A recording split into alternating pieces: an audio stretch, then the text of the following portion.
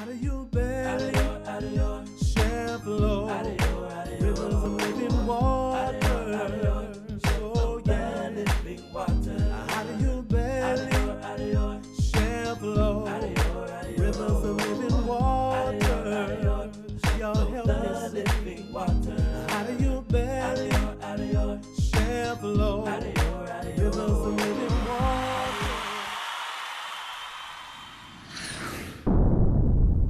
Welcome to the Men of Integrity, men that rescue men and women. We're so glad that you've joined us tonight for a journey through the Word of God. And I want to say again, thank you for all of your kind words as you are enjoying this broadcast.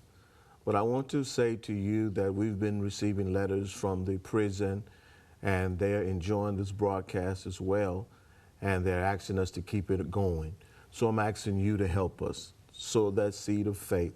Each week, I ask you to trust God to sow a seed of faith to the KPLE TV station so that we can keep this program and other Christian programs going, that those that are less fortunate than you and I will be able to enjoy the Lord and the encouragement that they need in such a time as this. I have with me tonight Pastor J. Edward Fisher from the Saints Center. All right. And the Apostle Bishop G.L. Grace from the New Zion Balanced Believers here in Killeen, Texas. Amen. And we are delighted to have them tonight as we journey in the Word of God. All right, you still have a moment to call somebody and tell them to tune in, or call your family out of the back room and tell them to come in. There's a dynamic Word of God that is fin to be released. We're going to be talking from Psalms 27, verses 13 and 14. And it says this: I had fainted unless I had believed to see the goodness of the Lord in the land of the living. Wait upon the Lord, be of good courage, and he shall strengthen thy heart. Wait, I say, upon the Lord. Tonight we're going to be talking about a kingdom mindset. It is important that we take the initiative to prioritize our lives. As Christians, we must first put things first by establishing a kingdom mindset. While many seek for intellectual stimulation, my quest is to hear the voice of Christ, for it is the words that imparts life and renews the spirit of the mind. Brethren, when the Apostle Paul tells us that we have the mind of Christ, he is not referring to an intellectual understanding of the Bible, but the awareness of the person of Christ, who speaks to our heart, that enlightens our mind and his understanding, that we might be filled with knowledge of his will in all wisdom and understanding. And that's found in Colossians 1 and 9. Let me say this and we'll jump into this.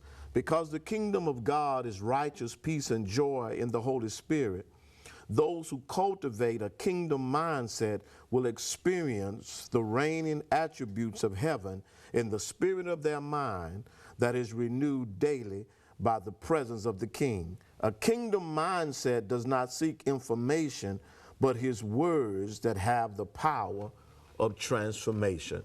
What do you guys think about this kingdom mindset?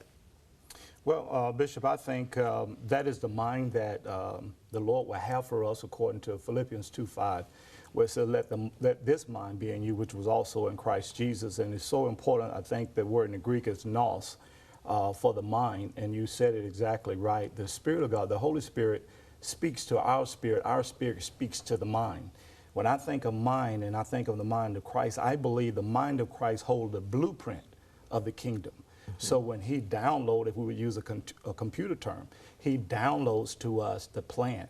And so that's why it's so important for our mind to be renewed. And the Spirit of God revealed to me when that mind is not renewed, again, we can't see the impossible being possible.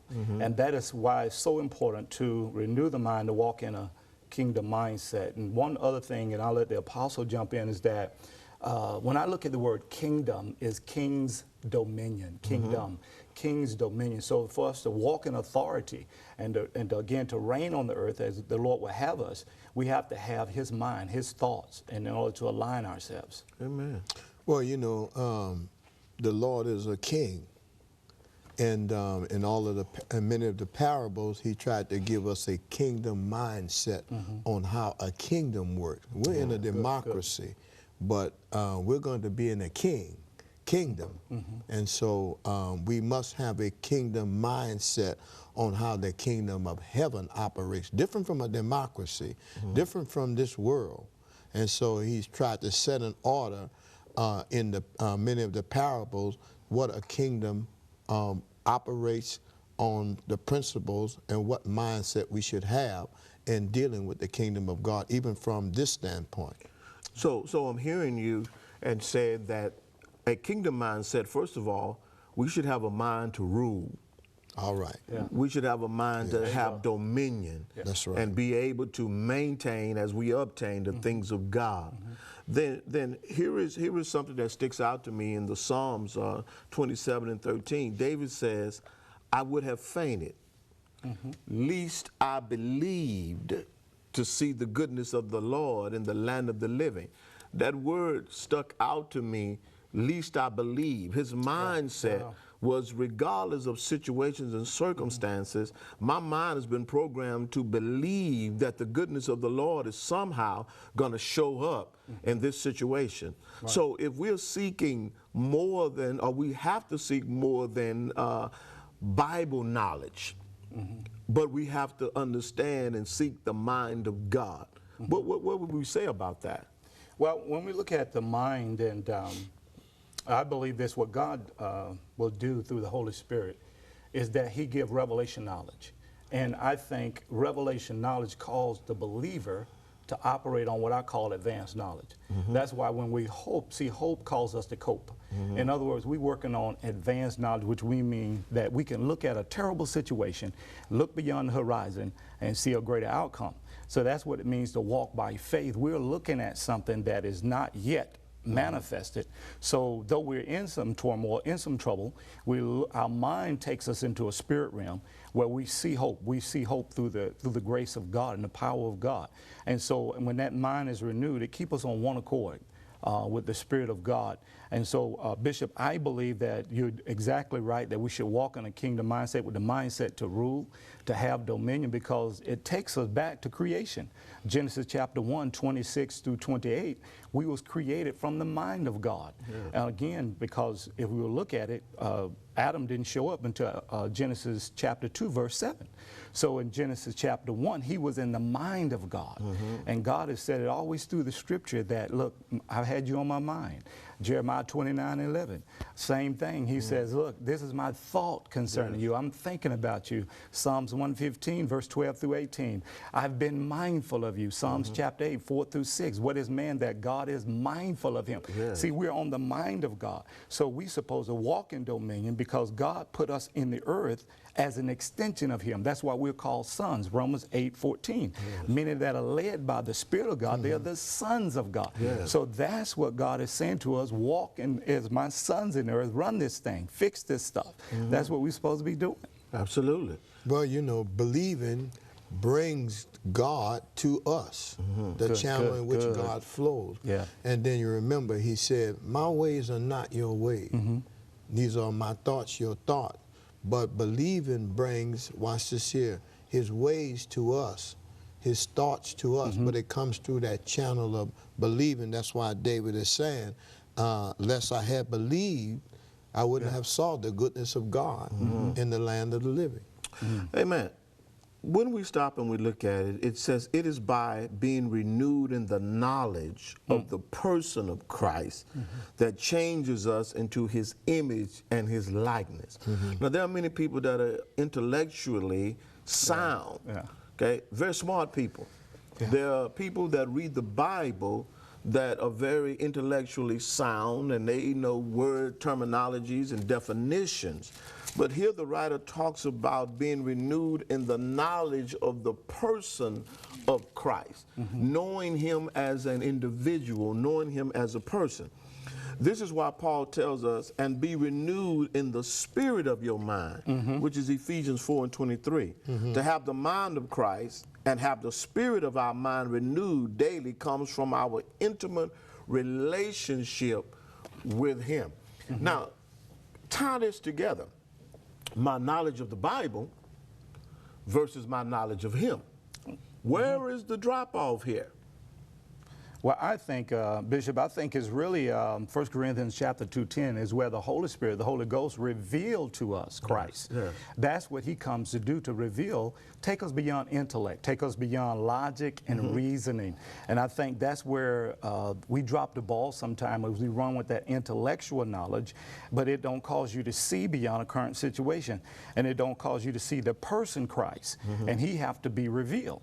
And if you look at the scripture in 1 Corinthians 2:10, it says, but God has revealed unto us by the Holy Spirit. Yes. Then if we will look at John 16:13, that's what the Holy Ghost, the Comforter, comes to do, and to take us from where that gap is, you know, in order for us to be able to operate in that kingdom mindset that you're talking about, because in all actuality, the Holy Ghost brings the kingdom. right, yeah. Yes. You know, Matthew 6:33, seek first the kingdom of God and his righteousness. And then Romans 14:17, the kingdom of God is not meat and drink, but righteousness, peace, and joy in the Holy Ghost. Yes, sir. So again, he brings the kingdom. He brings the kingdom. So that's where I believe the gap is. Okay. Yeah. That's powerful. That's great. Yeah, you know, ditto what he said, because that's what it is everything is revealed to us. Revelation knowledge comes through the Holy Ghost. Yeah. It doesn't make any difference how much you have in your head. Watch this here, but it's what you have in your heart. Yeah. And that's the drop off there. And so the Holy Ghost reveals to us the real truth. He's the Spirit of truth. And without the Holy Ghost, we can't know. All right, so it's possible then to have intellectual knowledge of the Bible but not have truth. That's right. As it relates to the Yeah. Bible. Is that Yeah. right? Yeah. Christ said, and you shall know the truth, and the truth shall make you free, which is John 8:32. This is the transforming work of the word that renews the mind with the power to break the strongholds of the mind.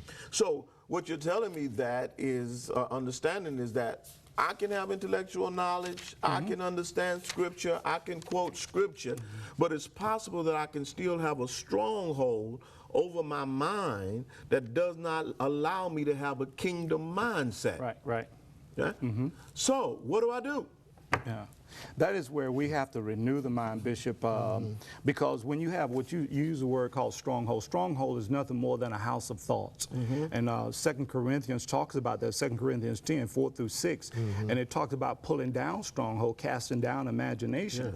But again, what I've learned that sometimes we have what is called old knowledge, even intellectual knowledge, and if you do not know how to delete knowledge that is obsolete. See, so then you're still operating on old knowledge, which means same thing in a computer world, you're operating on software that's outdated. And so God's saying, will you please line up with me, so because I have a download for you. All right. All right, have an update. Yeah. Yes, yeah. Many people use the scripture that says he's the same yesterday, today, and forevermore. So therefore, the seeking of new information, if you would, is not really something that people are looking at. Matter of fact, I was watching a television show the other day, and this guy, man, he was just beating down different versions of the Bible. And he was saying if you were reading anything other than the King James Version, then you was almost going to be lynched, die, and go to hell. Wow. But see, it's not so much that God has changed, it's just the methodology by which God is doing things that has really changed. But when you have the mindset, the kingdom mindset, it causes you to be able to see that this still is God. Yeah. Okay? When he changed from prophets to priests, and from priests to kings, and kings to apostles, it was a different methodology, but it was still God. And most people don't have the mindset to understand what is God and what is not God. So if I see people with their hands lifted up and rejoicing, then I'm saying it don't take all of that. Right. But then if I see people that are quiet with their head bowed, I say that they need more than that. Yeah. But see, people really don't stop and figure out, as you said earlier, what's the gap here? The kingdom mindset. You was trying to say something, Pastor. Well, you know, that's why the Bible says God changes not. And I like this about what God reveals about himself. He's a God that looketh upon the heart. So we tend to look on the outside and judge on the outside. But the person's got their hand lifted up, you don't know their heart. person got their hands together, but God knows their heart. And so with the mindset, God knows the person, and we have to try to think like God and say, well, you understand what I'm saying? It's not necessarily true that it don't take all of that, but it's not necessarily true that this guy is not getting anything. So that's what I like about what I like about God. He knows people. That guy that's not making much noise maybe really have a heart after God. Whereas this guy that's got his hands lifted up, he may be having his hands lifted up because everybody got their hands lifted up. So thank God that our God knows our heart. Let's drop this definition and attack it from this perspective. A mindset is a fixed mental attitude, a disposition that is responsible for our response to the situation we face. We are a product of what we think about most.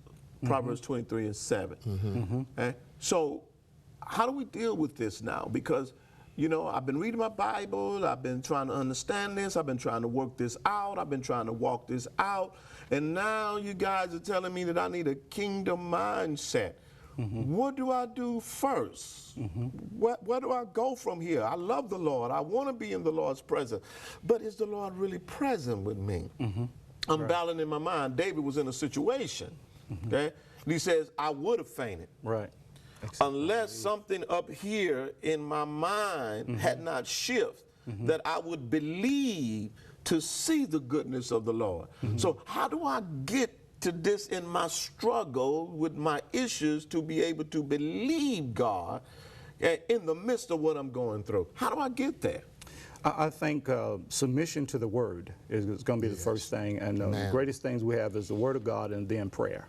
And when I come to the Word of God, Bishop, I think I will go to Isaiah 55 and verse 6. You know, of course, you quoted part of that earlier. You know, seek the Lord while he may be found, call him while he's near. But later on it says that his thoughts is not our thoughts and his ways is not our ways.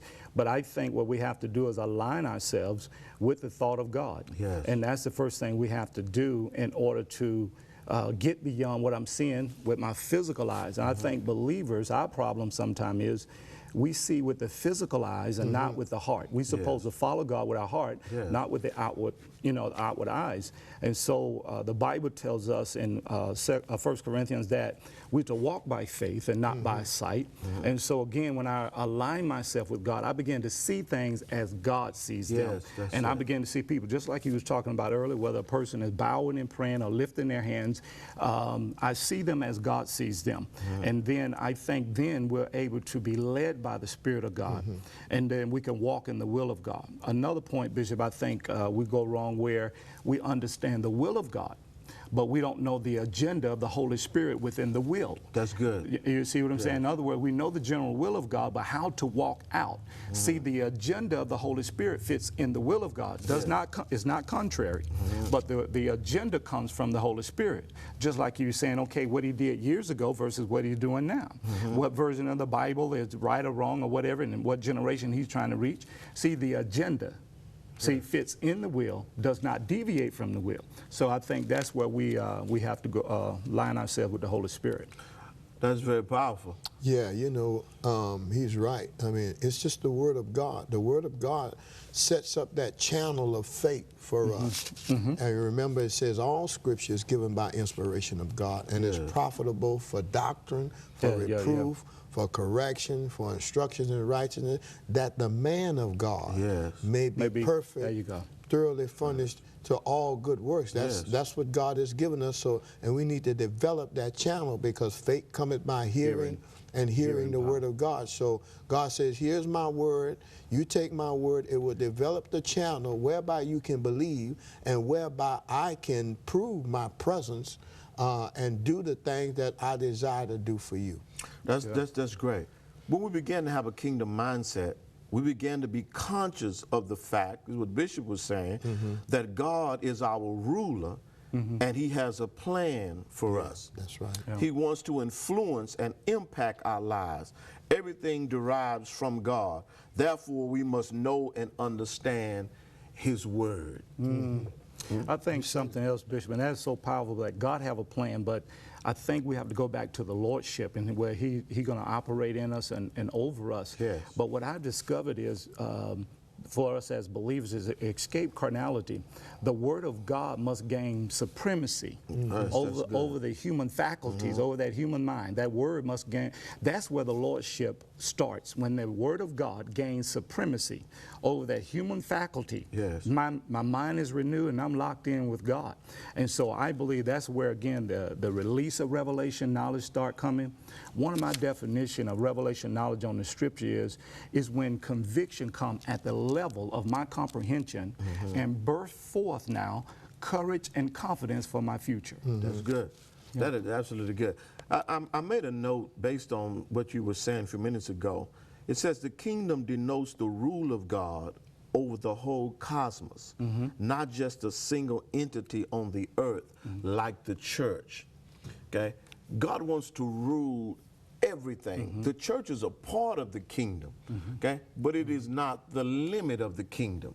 All right. And when we can begin to think kingdom-minded, universal-minded, the total plan of God, not just for us, but for everybody that we are connected with, calls us to have a kingdom mindset. What is God saying do today? How is God saying reach His people today? You know?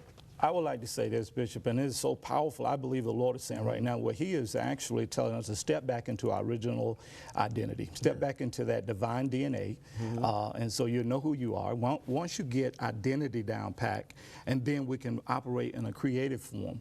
But if you don't have your identity on track, you're still sort of lost in the earth. Yes. And so what the Lord began to just reveal to me through Spirit is sometimes we take upon a Babylonian mindset, which means, it's like we said some time ago, people will say, have you ever heard think outside of the box? Let's work outside of the box. But what the Spirit of God revealed to me, who told you it was a box? Yes. See, that's breaking off the limitation. See, right. Breaking off the limitation. Yeah. See, the Babylonian mindset is, okay, I'm going to keep you within these parameters. And God says, okay, you're not operating on a Babylonian, you're operating on the kingdom, my kingdom. Yeah. So I didn't tell you it was a box. That's good. Let's look at the text here. And let's kind of walk through this real quickly here in the next few moments we have, because I'm looking at the thought process of David as he begins to say, the Lord is my light and my salvation. Whom shall I fear? The Lord is the strength of my life. Whom shall I be afraid? So what he has done in the kingdom mindset here is, first of all, he has denounced and deleted fear. Oh, yeah. Okay? Then he talks about the next important thing in verse number 2.